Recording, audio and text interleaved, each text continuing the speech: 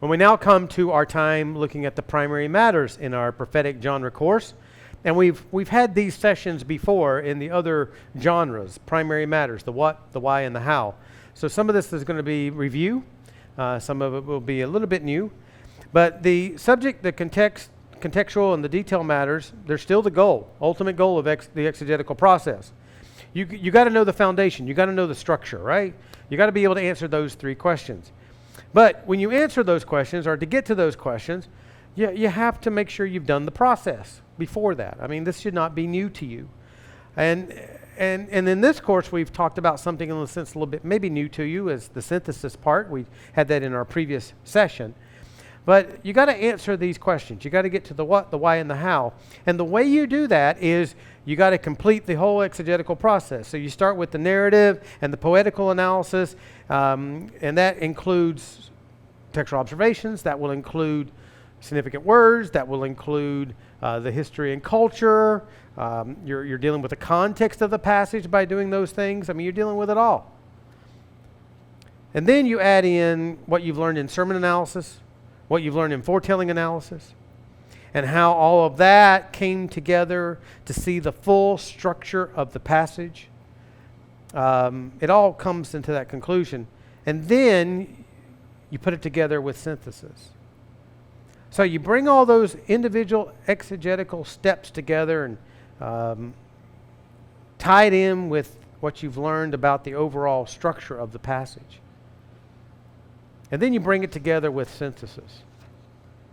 And you look at it. Now, if you look at this image or this little chart here, we had this at the very beginning of the course. And I'm trying to visualize that process. You have narrative with textual observations, poetry, textual observations. That's what TO stands for. Then you have sermon analysis, foretelling analysis. You've got your history and culture, which you may have done when you did your narrative and poetry analysis, and significant words, which you may have done that as well. And doing contextual analysis is kind of woven within the narrative and poetry anyway. And all of that leads to structure analysis. And we've covered all of those. And as you go across the arrow to the what, why, how, you're now dealing with this idea of synthesis. That's kind of the arrow. Bringing everything together. And it leads to the primary matters. So the primary matters will come from a complete understanding of knowing the structure of the passage. You must be diligent to understand the passage in such a way that you can answer the what, the why, and the how questions. You can answer them correctly. You can avoid all misunderstandings, inaccurate interpretations that can take place. You don't want to spiritualize anything, allegorize anything. You want to take it for what it is. If there's figures of speech there, you want to note those. You want to have an understanding of the passage, which comes from the result of working through the process all the way up to synthesis. And by bringing it all together and looking at all the details and the whole at the same time, you should be able to do that. So when you look at this, there's the procedure you want to follow. Here's the procedure. You read through the passage and you coordinate all that you've learned through structural analysis, which that implies that you've done the whole thing, and synthesis, just like I said. So you got to read through the passage, put it all together, go back to your synthesis. You see, this is just the next logical step after synthesis. And synthesis is the logical step after everything else. So it's built upon all of that. So you've gone through that, you've analyzed it, you've interpreted it, and now you're getting to the point where you say to yourself, okay, what are the key elements of this passage? Because now I got to write a sermon. I'm going to have to compose my sermon just like I've done before. And so you ask yourself the three questions. What is the subject matter of the passage? You got to identify, like I've said many, many times, identify that one word broad concept. Is it about love? Is it about judgment? Is it about, whatever it is? You got to be able to have that general concept in your mind. Because the passage is going to get more specific about that concept, but you got to understand broadly what that concept is first.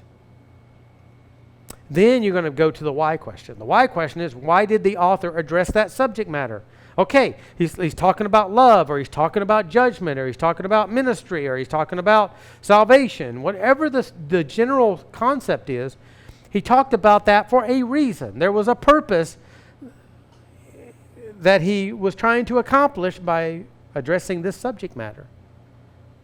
And whatever that purpose is, that's your why question. Why did the author address this subject matter in the writing of his poetical reflections, or prophetical reflections and prophetical writings? You want to identify that one word general reason for including this passage in the biblical book. Why did the author put that in the biblical book? Why is it in that poetry section or that narrative section of that prophetical book? Why is it there? For what purpose? And then when you've had the what and the why, then you know now you know the general theme with the specific reason. Then you go to the third question. How does the author logically develop his subject and contextual matters for his readers? How does he logically develop that? This is where you get to the outline, as we've discussed before. And what you're going to do is write a series of sentences in both a timeless and parallel formats that fully answer that question. And this is the development of the passage, if you want to call it that. Sometimes we do call it the outline, the statements. But they need to be timeless, worded in a timeless way. You don't want to say, Isaiah says this. Not when you write those individual statements. You want them to be timeless, and you want them to be parallel. So let me show you the example of Isaiah 6. Again, this is the passage that I've been using. This is the passage I've been studying as we've gone through the course. This is the one I've been showing you. And so I've come to the point where now I need to write my sermon. I need to compose my sermon content document. But I cannot do that unless I know, number one, the details of the passage, which the synthesis helps me in that. But I got to know the framework, the structure. I got to know the what, why, how. So what is it? Based on studying the passage and dealing with what is there, my one word subject is the idea of service. This is God calling and placing Isaiah into ministry. This is the chapter that describes Isaiah beginning his prophetic ministry. So it's all about service. It's all about service to the Lord. Ministry service.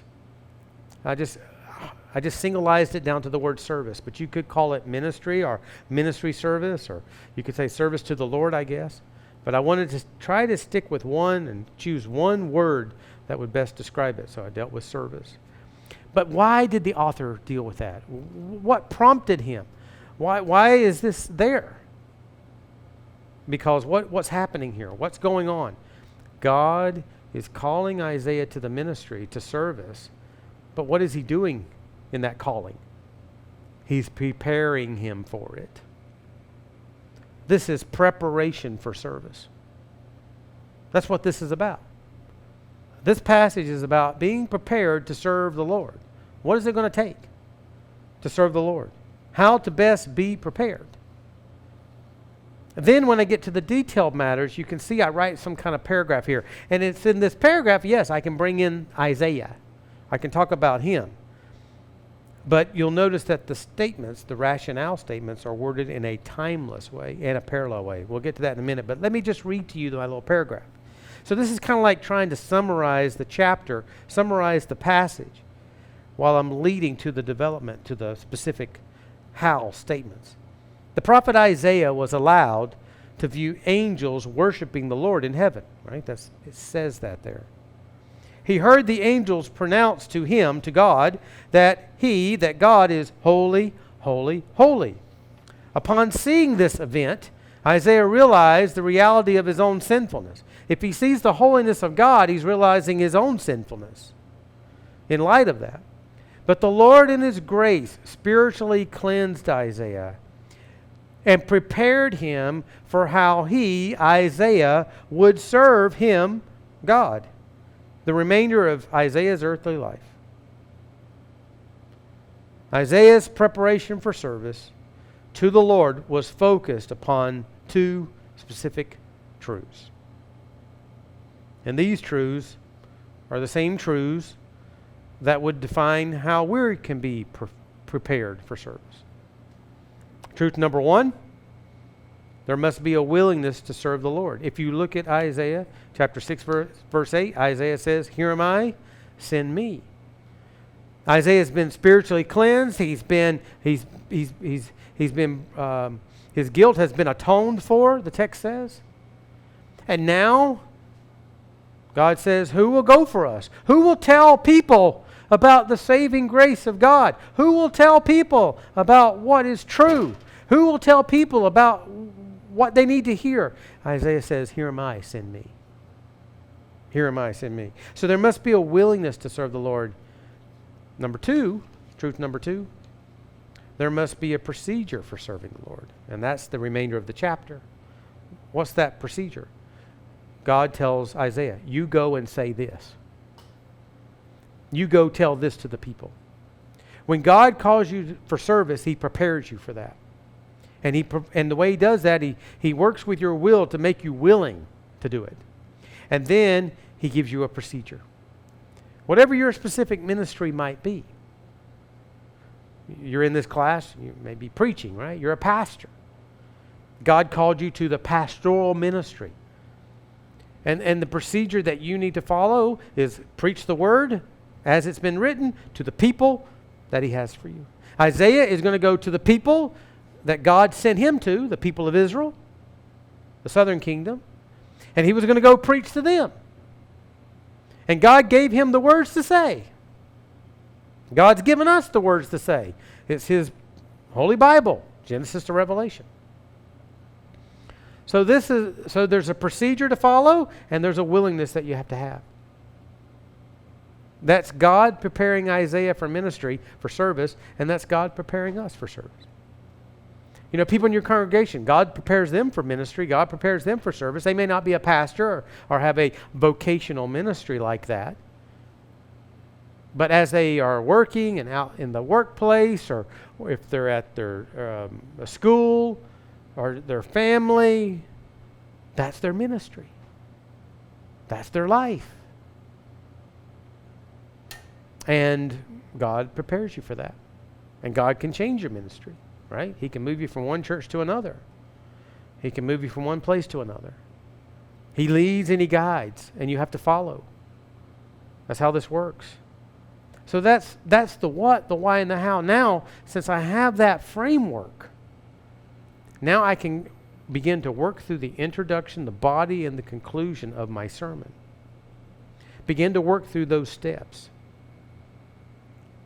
And begin to formulate the sentences and the statements that I would say from the pulpit to help my congregation understand the flow and the point of this passage, the purpose of this passage, how it develops, and understand all the details that go along with that. Because I'm going to pull from my synthesis, and I'm going to pull from my primary matters, and I'm going to frame and compose my sermon content document. That's how this all works. And so hopefully this has been helpful. We'll talk more in class about primary matters, deal more with that in class, and then we'll be working towards our sermon content document discussions as well. And in class, it's my plan to preach this passage. Preach this Isaiah passage to you. And have you evaluate me using the evaluation form. And so that's the plan. As we meet together, when we get to the sermon content time in the class, you'll be able to see the sermon content document. You'll have it in your notes, and then you'll hear me preach it. So that's how this will work. So anyway, hopefully this has been helpful as you work on your primary matters assignment. Pull from everything else you've learned, work it down through the synthesis, and then answer the three questions: the what, the why, and the how. Okay, if you have any questions, let me know, and we'll see you in class. Take care. God bless.